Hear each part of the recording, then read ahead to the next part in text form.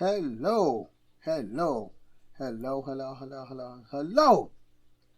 Wherever you happen to be located on this sensational planet, pardon me, we humans call Earth, I hope you are having a thought-provoking day, evening, or night, wherever you're located. Today, on my Blender channel, my 3D channel, I'm going to be talking to something that's exclusively dealing with Blender. Now, I'm no expert. I'm going to say it again. I'm no expert at it. I started working with those shade nodes 2 weeks ago. I'm starting to realize the benefits of it. For the longest time, I could basically mesh anything that I could imagine. Not to advanced level. I'm more a low poly person. I don't have the patience for photorealistic scenes. I'm not that patient, but I can make things in low poly pretty well. But I always left out my toolbox how to manipulate those nodes. But I recently discovered from watching some products on Udemy and doing my online research the power of those nodes, especially the shader nodes, how it can be used to make patterns. And also, those texture nodes play a huge part in the construction of your nodes. So I've learned that. As you can see on my far right, I took an image off the internet. As you can see, I have 2 versions of it. I tried to import the image in the UV map, but you see how it looked, and I know why. But let me go to the UV map right now. I have a UV map version and the node version. But let me go right into the UV map, click on it. Let's go into the UV editing and see how it looks. Now you see how it looks. I know why this copy does not resemble the image. Flipping back to the UV, you see on my far on the left, we see the tree bark. We see all those little islands. Those islands do not fit on the image in a constructive way. I know how to do it, but it's time consuming. You have to take each of the UV islands, save it to a file, then you gotta open it up in some image manipulation programs such as Photoshop or GIMP or one of the myriad of others, and you gotta try to fit that tree bark, changing the side of it, and fit it in each of those islands. That's the time consuming part. That's time consuming. But when you and I learn how to manipulate those nodes, like I said, I've only been doing it 2 weeks. I'm not a pro at it. When we learn how to manipulate those nodes, we're able to create our own textures like the tree bark and what have you. But as you can see, I have a UV matte version. Just from looking at the UV matte version, I was able to make a close facsimile of this distorted version from the UV matte and my nodes. 2 things, or 1 thing I really discovered. When you make something in the shader or node editor, it is saved automatically. And I can use it on any computer. For a UV map, I have to pack it into a blend file, and then it may or may not show up. Also, another fault with the UV editor. As you can see, it has some distortion right up, my whole thing distortion, but it's even more distorted right in this little section. You see the stretching part. Right there is stretch. If you come to that same section in the UV part, even though it don't like the tree that I wanted to, like I said, my UV is a facsimile of the messed up node version. It's close. But you see, inside the UV manipulation, there is no stretching. So that's one good thing about UV already. We know it will not be stretching. You will not have to spend hours at a time trying to get it to fit perfectly. Your mesh to fit reasonably inside of your UV islands. So right now, let me go back to the UV editor, and we see how it looks right here. I'm gonna put it back to let me see if I can. I'm gonna put it back on my oh, see, that's gone too, so I won't even worry about it. I'm just gonna leave it like it is. So let me go to the node editor right now, shading, and here are my nodes. Oops, on the wrong. All right, let me click on this. I hit the nodes for that. As you see, before last year, I couldn't even do this with the nodes. I have, other than these, the principal shader, which is by default. The principal shader comes in by default, and the material output, when you start a new node, they always there. See, right now I got 1, 2, 3, 4, 5, 6, 7. So I'm able to, so far, incorporate 7 of them into here. Now, going back to, let me go back to this UV editor. There are some weaknesses with the UV editor. Oh, let me go back to my my UV math image. I put it on object mode. Click back on this tree right here. Go back to edit mode. Highlight it. Here, all you can basically do with the UV, you can just scale it. As you see, I'm scaling there. You see my image. You can rotate it, and etc. And that's basically it. Nothing else. But when I go to my node version, we can accomplish so much more. So much more. Let me go to the shader. And I was going to try to put the bump map on here, but since I start the video, I don't want to put the bump map on here right now and mess it all up. But you can do so much more with this node editor. I'm going to give a quick example right here.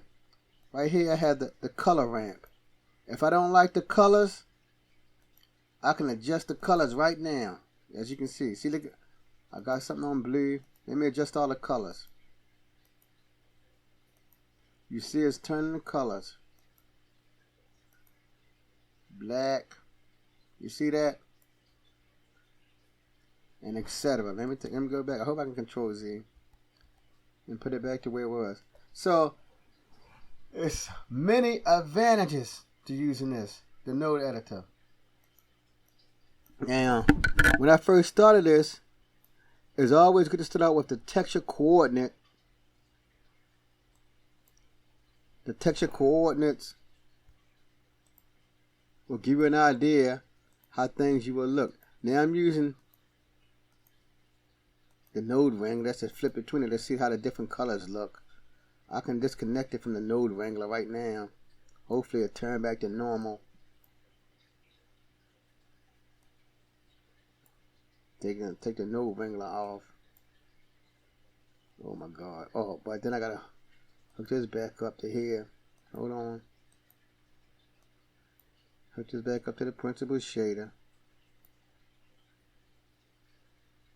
And we see there's so we see right now I'm getting more and more comfortable with this. I use 3 types of textures. That's the backbone of manipulating these nodes. I'm gonna make a video on the different types of texture. I use let me zoom in some more. Let me think.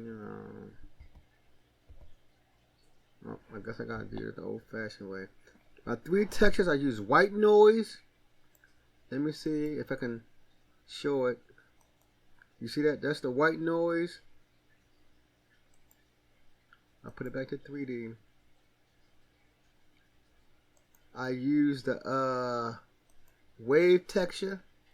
Let me turn it off and see what happens if I turn it off. I hit M to turn it off. Don't look much different though. I guess we gotta zoom in some more to see the wave texture in effect. Let me zoom in some more. Yeah, see? When I turned it off, it looks more uniform, un-tree-like. The wave texture, turn it back on, gives it more of a normal tree look. And I've used the Musgrave texture. Let me turn it off and see how that look. Zoom in a little bit more. Okay, you see that? It took it off that tree look. It don't look nothing like a tree or the bark part of a tree. So now to work with my nodes that you have to get used to, I have a mixed shader. The mixed shader can be found in, let me see, converters. See, I'm getting used to it myself. Or colors and color, yeah, color. Here it is, mix, RGB, and that's it right there. And I have it set, like for me, since I'm still at the beginning with the nodes, I just put it on mix. I didn't put it on nothing else. Let me see if I put it on multiply, what'll happen. It don't look too bad, but I put it back on mix. Let me try add. It looks like a zebra now. Put it back on mix. Alright, so it looks closer to the one I have up here. So I have a mix shader. And if you know anything about these shaders, the mix shader takes two inputs. Like you see, I got my vector here. I'm sorry, my texture here. A texture here. And they both go into the color. And I made a video on what the socket colors means. If you want to go into, if you got 20 minutes to spare, you can look at my video discussing what those colors means if you don't know what they mean. But I know one thing. Here's my other mix shader.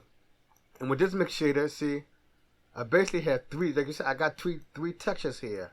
Two mix shaders, one mix shader, taking these two textures and inputting into here, then I have another texture. I could have had 4 textures going into that right here. But hey, so that's that. And then one of the most important things I've learned, as you saw earlier, one of the nodes that's used the most is this color ramp node. That's used in the videos I've been watching. The color ramp node, as you can see what I'm doing right now, is used extensively. It is. And this viewer node, this goes along with the node wrangler. I'm still getting used to that. I gotta wrap my head around how to use a node wrangler. But we see people. I wanted to put a bump map on there, but I might do that later. I don't want to try it now and waste up time, your precious time on a video. I'm going to make a separate video on a bump map.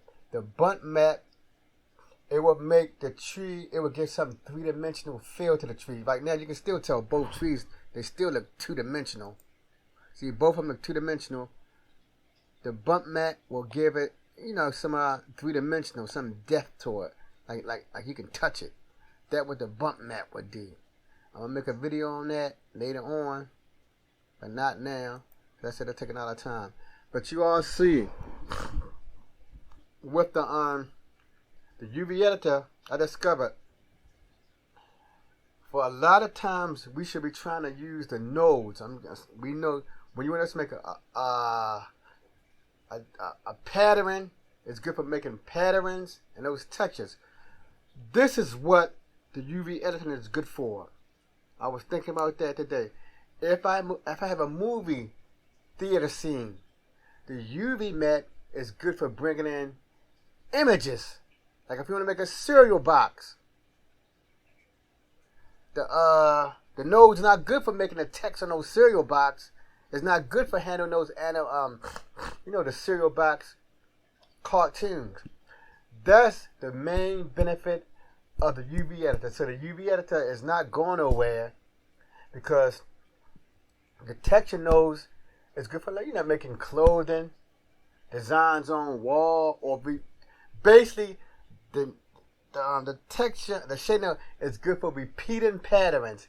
If you got anything with repeating patterns or rust or grime or gringe, it's best to use the nodes. And I discovered this, people, too.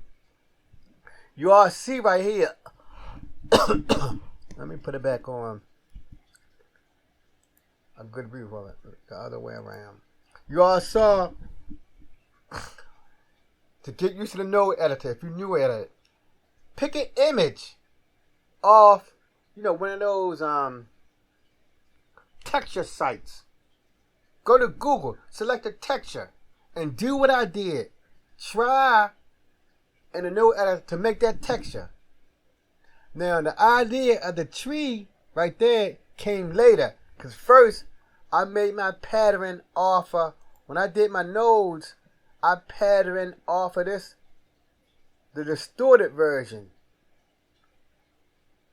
But if I would have been thinking in advance, I would have patterned my node setup off of this. But it is what it is. And I may come back to this tree, to this right here, and try to make a node version of it and put it in a video. But like I said, I patterned when I was messing with the nodes. My first thought was to try to get my nodes to look similar to this, and it does. I've asked several people, do they look similar? And they said yes. So in a way, I was a success in manipulating the nodes to look like my UV map. So before I go, I'm gonna say it again. To get good at the node editor, try to download a simple texture. If you're beginning like me, a simple texture. Don't try to make no floors with those squares in it and stuff. Try to make a texture of grime, tree bark, something, a natural pattern. If you're making off a man-made pattern, like the tiles on the wall, it may take you some time and you may give up. Thank you for stopping by to see my little demonstration of the benefits of using the node editor. Like I said, I wanted to use the bump map to give it more realism, but that's later. But you saw, when you use a UV map, you cannot alter the color of that UV map. That's it. You have to go to some image manipulation program. You saw with the nodes earlier, I was able to manipulate my colors. I'm going to do one more thing too before I go. Let me change the scale of this and see how that looks. Okay, the scale version still look good. So the UV map, the scale version scales up. And I'm sure the node does it too. See? It's scaling with it. No change. So that's a good thing. So the UV map and the nodes, they both scale to the figure. But with the nodes, I can add more. I can add more different textures to it. Like right here, texture 1, 2, and 3. I can add more to it. I can go over here and change the color ramp. Can't do that with the UV map. So thank you for stopping by. I implore you, don't be afraid. Try to your best to work with the node editor. Remember, the node editor's fundamental thing is those textures. I never knew that. When I discovered is use those textures mainly, that would make me get interested in it. Until the next time, family, peace.